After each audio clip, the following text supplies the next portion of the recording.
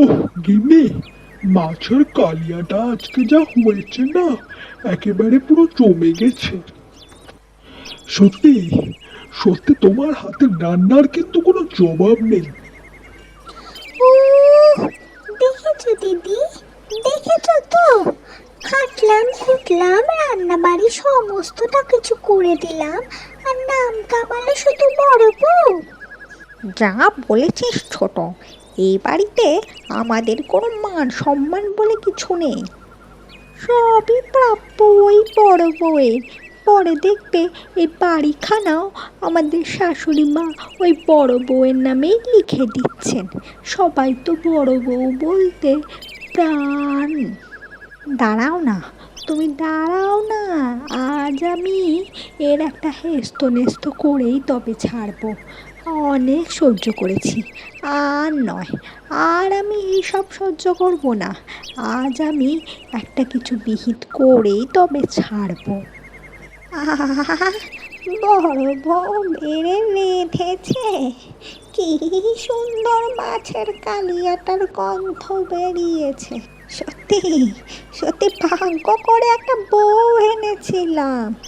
রূপে লক্ষ্মী একেবারে, গুণে যেন সরস্বতী। হ্যাঁ, আপনার বড় বউ তো রূপে লক্ষ্মী, গুণে সরস্বতী, আর আমরা যেন বানের জলে ভেসে এসেছি। একি একি কি হয়েছে, কি হয়েছে তোমাদের? কি আবার হবে মা? আপনার বড় ছেলে সে তো ভেবেই বসেছে তার বউ একাই সংসারের সমস্ত রান্না বান্না সমস্ত কিছু করে, আর আমরা ওনার বউয়ের হাতের রান্না যেন বসে বসে খাই। কেন কেন আমরা তাকে সাহায্য করি না কোনো? দুটো খুন্তি নাড়ে বলে সমস্ত ভালো প্রশংসা নিজের ঘাড়ে নিয়ে নেবে, তা তো আমরা মোটে হতে দেব না। আহা আহা, তোমরা রাগ করছো কেন? সত্যি তো, সত্যি তো বড় বউয়ের রান্না খুব ভালো।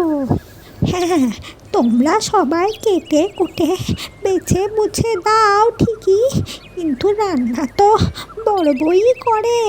সেই যে মেয়েটা সকাল থেকে ঢোকে, দুপুর গড়িয়ে যায়, রান্না করেই যায় করেই যায়। বাবা বাবা, আপনিও তো দেখছি আপনার বড় বউয়ের প্রশংসায় পঞ্চমুখ। শুনুন, আমরা যখন কিছু করি না তখন আমাদের সকলের হাড়ি আলাদা করে দিন। এসব কি বলছো তোমরা? যা বলছি একেবারে ঠিক বলছি। আপনি আমাদের হাড়ি আলাদা করে দিন, আমরা এই সংসারে একসাথে থাকতে চাই না।